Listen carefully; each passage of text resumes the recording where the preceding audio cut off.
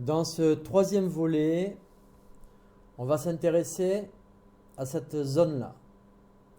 Cette zone concerne toutes les méthodologies qui tournent autour de la détermination de la coordonnée d'un point qui appartient à la droite. Donc, le tout premier, on va s'intéresser à savoir à quelles conditions un point appartient à une droite. Donc, tout d'abord, on vous propose deux points A et B.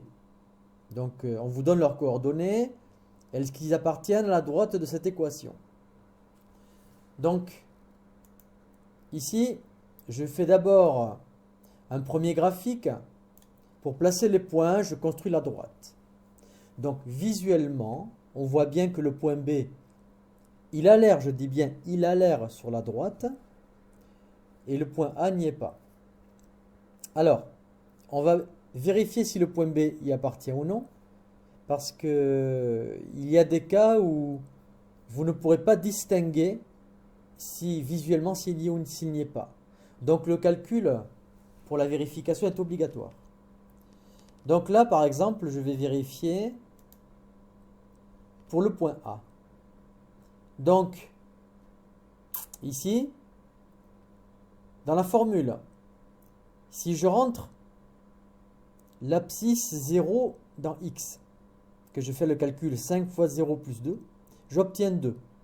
Il se trouve que 2 ne correspond pas au résultat recherché. Donc, A n'appartient pas. Bon, maintenant, si je prends maintenant un point B, le point B, moins 1, je vais le remplacer dans l'abscisse, je vais obtenir en calculant 5 fois moins 1 plus 2, ça fait moins 3. Il se trouve que les deux résultats correspondent. Donc le résultat correspond à l'ordonnée de B, donc B appartient. Donc ici, on vient de voir la méthodologie pour savoir si un point appartient ou non à une droite.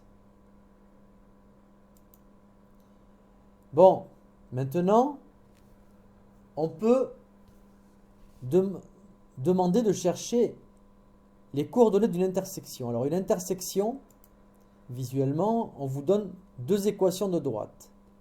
Je vais représenter graphiquement ces deux droites. Donc graphiquement, on voit qu'elles sont séquentes. Alors ça, on pouvait le voir directement ici parce que là, on a moins 2 en coefficient et là, on a 1. Les coefficients étant différents, les droites ne sont pas parallèles, donc elles sont séquentes. On note I le point d'intersection. Alors on constate ici que visuellement, on ne peut pas relever les coordonnées de I avec précision. Donc on va procéder par un calcul. Donc tout d'abord, on va chercher l'abscisse du point I. Pour chercher l'abscisse, on va mettre face à face les deux expressions en X. En les mettant face à face, on obtient une équation.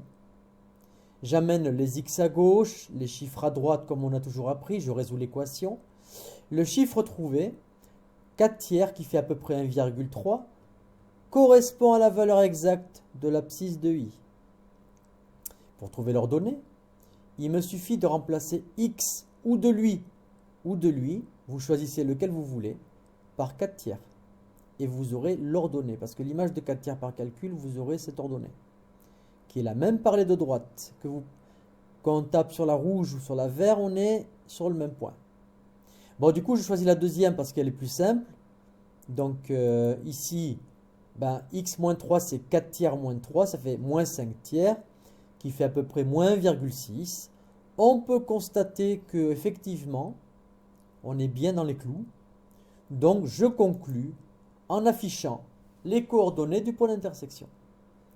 Donc, voilà toute la méthodologie pour déterminer l'intersection de deux droites. Maintenant, la détermination d'une coordonnée.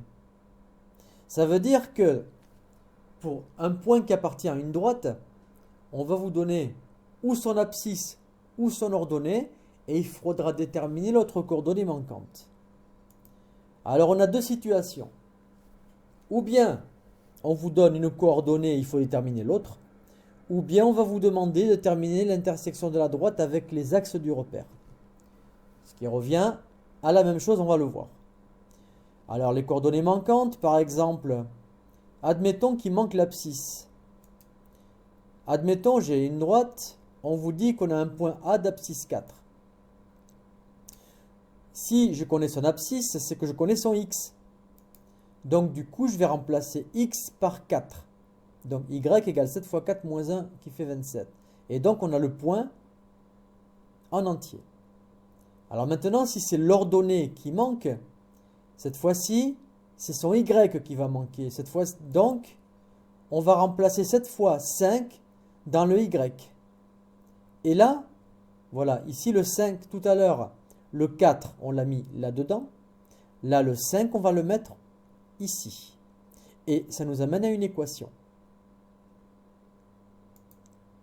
Donc, une fois qu'on a trouvé 6 septièmes, donc là, il nous manquait, c'était l'abscisse qui manquait. Donc, dans un cas, il manquait le chiffre de droite, le calcul est rapide. Et quand il manque le chiffre de gauche, ça nécessite une équation.